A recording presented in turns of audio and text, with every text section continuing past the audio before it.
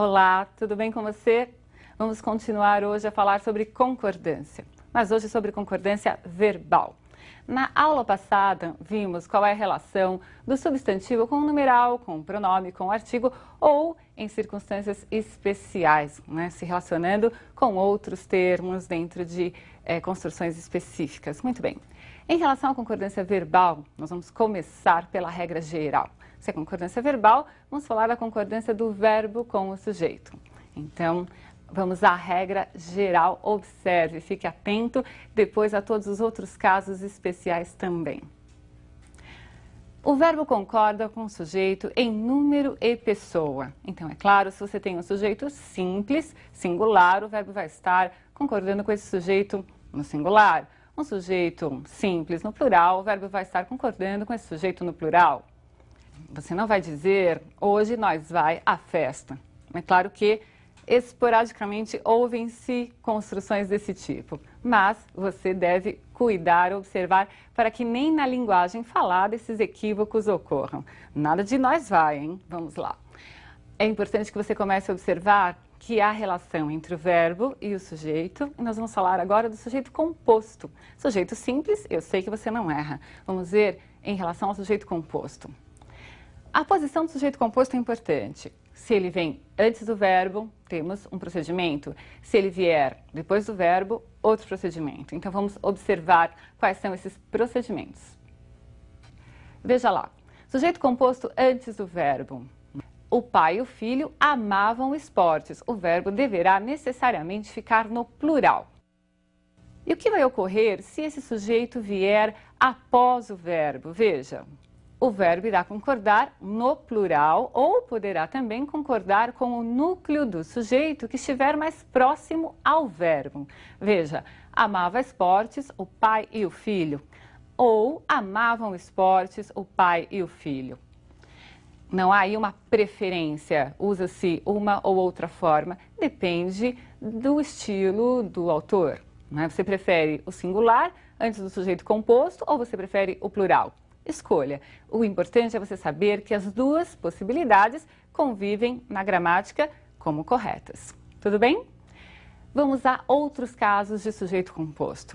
Vejamos aí o sujeito composto por pessoas gramaticais diferentes. Você se lembra do que é uma pessoa gramatical? Primeira pessoa, quem fala, eu e nós. Segunda pessoa, com quem se fala, tu e vós. E terceira pessoa, de quem se fala? Então, nós temos lá o ele, ela, eles ou elas. E o que acontecerá com o verbo se o sujeito for composto por essas pessoas gramaticais misturadas, diferentes? Veja a regra. A primeira pessoa sempre vai prevalecer sobre a segunda e a terceira. Então, temos aí eu, tu e minha mãe. Eu, primeira pessoa, tu, segunda e minha mãe, terceira. Observe que o verbo está na primeira pessoa do plural. Eu, tu e minha mãe somos sobreviventes. Muito bem. E se a segunda pessoa estiver presente e não a primeira? A segunda pessoa do plural é que irá prevalecer na concordância deste verbo com o sujeito composto. Observem, tu e minha mãe conseguistes o sucesso. Tu, segunda pessoa, minha mãe, terceira pessoa. Então, se não houver a primeira pessoa, irá prevalecer a segunda pessoa do plural na concordância desse sujeito composto por pessoas gramaticais diferentes. A construção, então, não é difícil. A primeira pessoa prevalece a primeira pessoa do plural. Não há a primeira pessoa, mas a segunda prevalece a segunda pessoa do plural. E cuidado com essa segunda pessoa do plural, porque ela é pouco utilizada na linguagem coloquial. Mas ela está lá na gramática, ela existe, você pode fazer uso dela e os autores também. Ficou claro? Vamos a outra construção interessante que se refere ao uso do pronome de tratamento. Normalmente, nós utilizamos em lugar, do tu, o você, em lugar do vós, o vocês. E você já observou que o verbo concorda em terceira pessoa. Eu digo, você vai a algum lugar. A concordância é como se estivesse ali presente um ele, mas o você não é pronome pessoal do caso reto. Pronomes pessoais do caso reto são aqueles que funcionam como sujeito.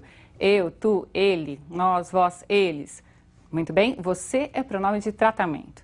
E para todos os pronomes de tratamento, a concordância será em terceira pessoa, tanto para o verbo como para os pronomes que aparecerem, quaisquer que sejam. Pronomes pronomes possessivos, pronomes demonstrativos, sempre em terceira pessoa.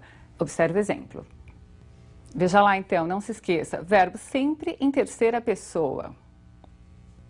Vossa Senhoria procura por algo? O verbo está em terceira pessoa e observe que o pronome de tratamento usado foi Vossa Senhoria, não é?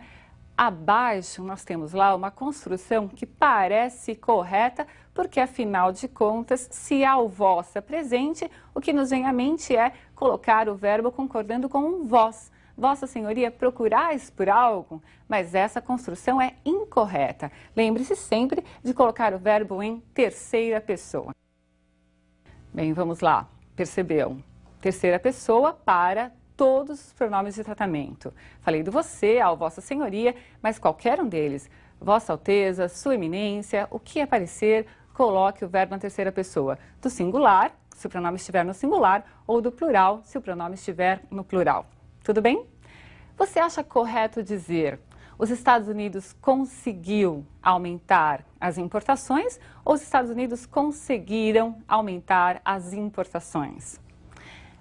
Esse é um problema comum em concordância verbal. Se eu tenho um nome no plural, a concordância do verbo tem de ser necessariamente no plural ou pode ser no singular? Veja a resposta.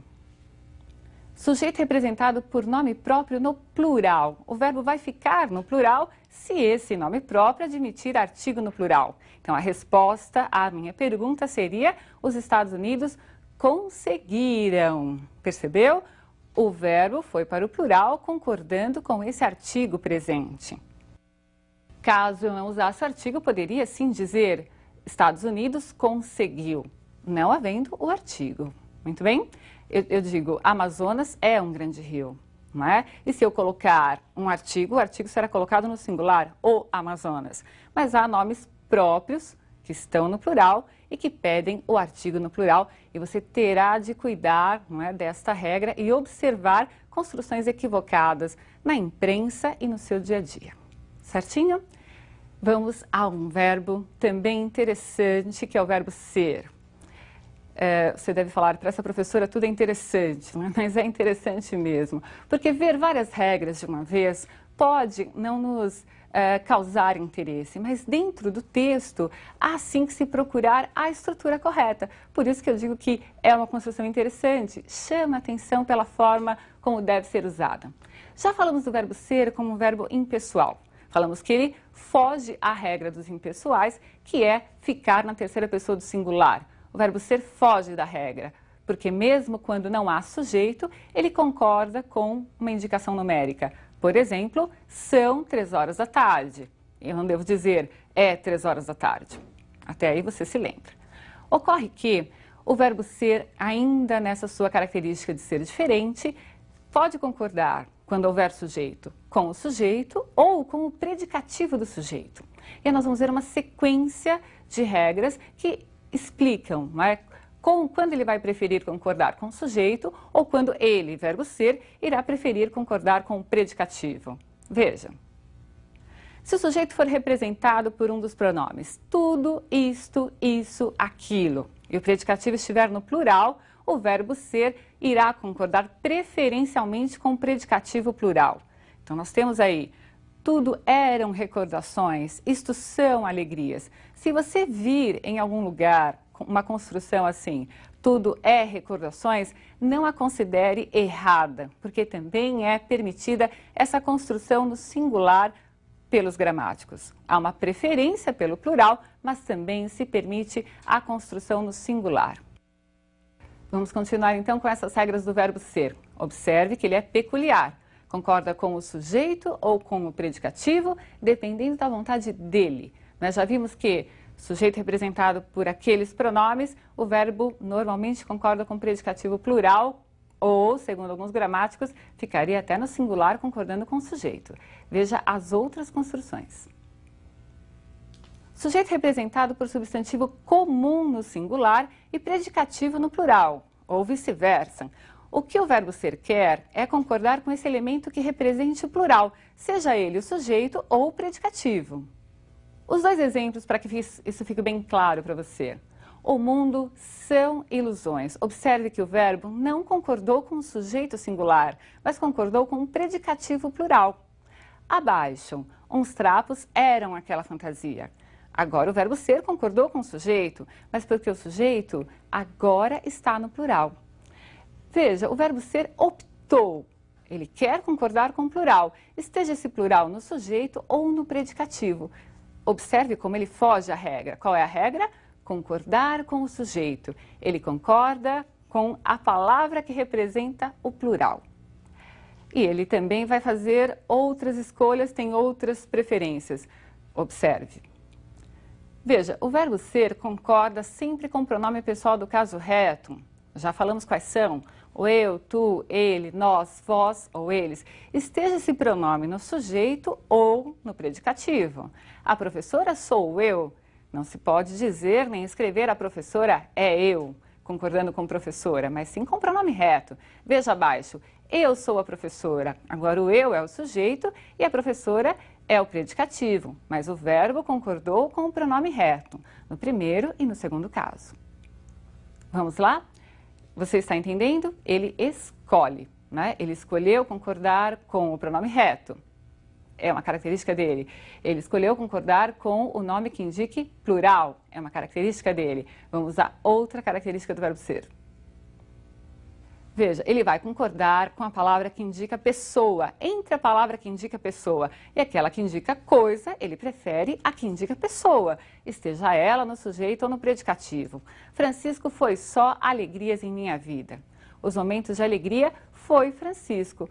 Veja, quando Francisco foi sujeito, o verbo concordou com esse sujeito. Quando Francisco virou predicativo, o verbo concordou com esse predicativo. Percebeu, então, a particularidade do verbo ser? Ele irá escolher. Tudo bem? Vamos ver agora um outro verbo, que também é, posso usar de novo o adjetivo? Interessante. Ele é peculiar. Porque quando ele estiver formando construções frásicas, locuções verbais, ele poderá, excepcionalmente, não é, estar no plural como auxiliar ou deixar o seu verbo principal ir para o plural. Isso foge da regra das locuções verbais. Em regra, quando há uma locução verbal, por exemplo, os alunos começam a estudar mais gramática. O verbo auxiliar, que é aquele que vem primeiro, não é? O verbo principal é o que eu escrevo por último. O auxiliar é o que vem antes deste verbo principal.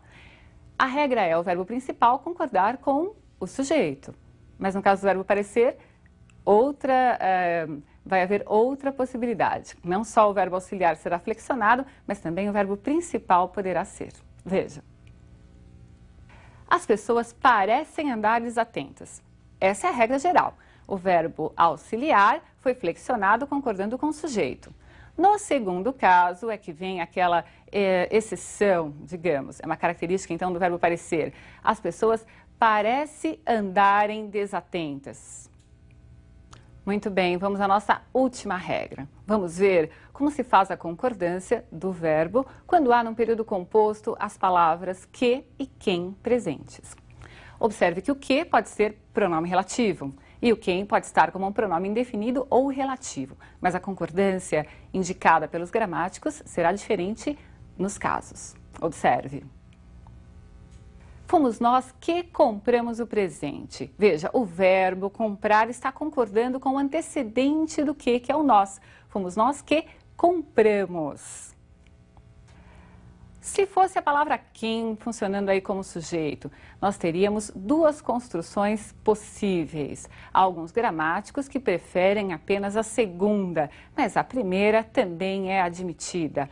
Fomos nós quem compramos ou fomos nós quem comprou. Tudo bem? Então, essa concordância do fomos nós quem comprou é sim correta. E por alguns gramáticos, só ela é admitida. Mas no vestibular, considere as duas como adequadas. Um grande abraço para você e até a próxima aula.